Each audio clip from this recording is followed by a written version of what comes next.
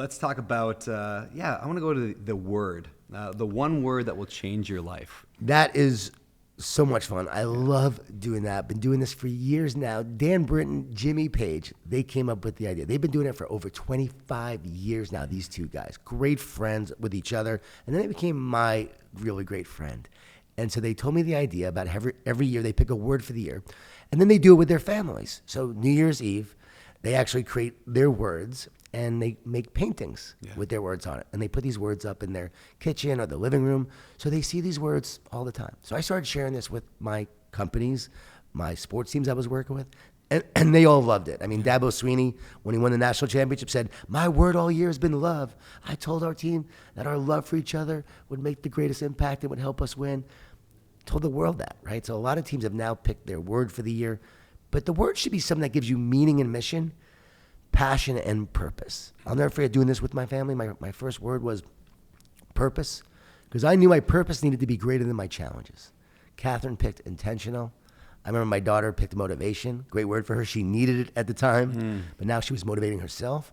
And my son picked the word positive because he deals a lot with negativity as well, like as I did. I'm naturally negative. I got to work to be more positive. I think that's important too. So often that we think we're just going to be positive and show up with this positive attitude. Some people are born more negative.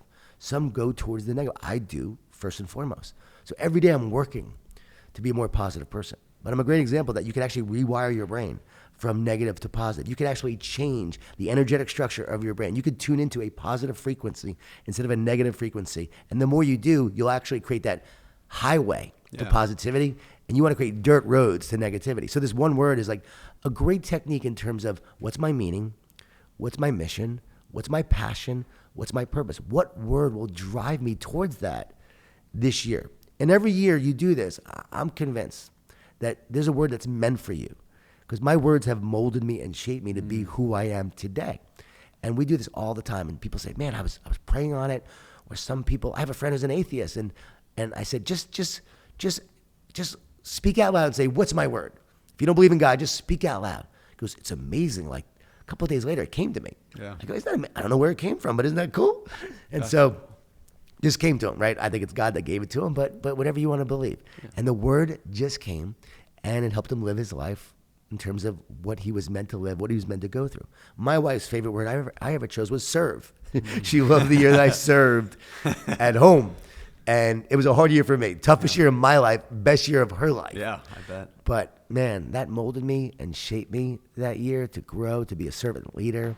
Every year after that, every book I've written has become a bestseller. Wow. Because I learned to serve. It shaped me. It changed me.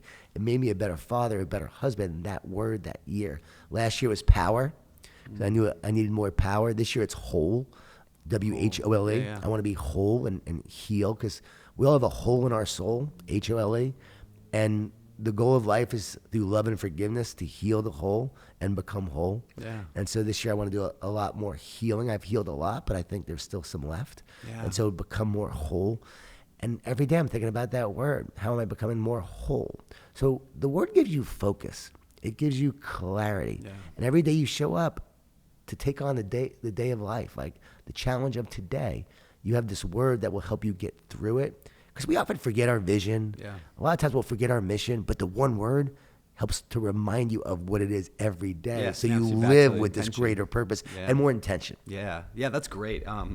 It kind of reminds me of, like what the first rule in the energy bus, right, was like, what does it take? Like, you drive your bus, right? Yeah, you're the driver. Yeah, the driver of your bus. And so this idea of like, you get out of the back seat, get out of the passenger side, whatever, like you drive your bus. And I would tell people all the time, is like, most people drive around their life like they're in a taxi and they're in just the back seat. And the taxi driver is, first of all, drunk, and like he doesn't care where he's going. He's just whipping around, right? But it does matter. Like, and if you don't care where you're going in life, then who cares, right? This is Alice in Wonderland, right? Like Alice is like, where do I go? And the Cheshire Cat's like, well, where do you want to go? And she's like, I don't know. And he's like, well, it doesn't matter, right? This is like same, but it does matter where we go in life. We have visions and goals and plans and dreams, and so getting into that driver's seat. So with this word thing, when I read about this from you, I was like, oh, this is a way to like snap back into the driver's seat from the back seat, because I naturally just want to sit in the back seat too. Yeah, I love that. It's so empowering. Yeah. It really is, because when people pick their word, okay, now it's my word. Yeah. How can I live this word this year? How can I take action on it? And it gives you empowerment. love to empower people. That's like my greatest source of energy. I think it's my greatest gift to empower people and to encourage people, to give them tools to get into that driver's seat and say, you know what, this is my life. Like, I am here to live my life with intention. I don't want to go through life wandering around. I want to have focus and mission and meaning. And I want to do something meaningful, something great. I truly believe people are here for a reason. They're not here by accident. Yeah. You are not an accident. You are here for a purpose. Yeah. And you have a plan for your life. And when you tap into that and you start to own that and live it, life becomes such a meaningful and amazing journey. Yeah. People think it's accidental. They're probably going to live an accidental life because you get to choose what kind of life you want to live. But you're not meant to live an accidental life. You're not meant to live a random life. You're not meant to wander around. You are meant to live with intention and purpose. Why? Well, if we're all going to die, then why should this world matter? Yeah. Think about it. Yeah. I think about that all the time. If there's no purpose to it, then if there's no purpose and there's just an afterlife or no afterlife, and this is all that there is, why should it matter? Yeah. And I believe it matters because every moment is an eternal moment, the power of now, right here, right now, to have an eternal impact and to express your eternal self in this reality, the essence of who you are. And so appearance is temporary, but essence is eternal.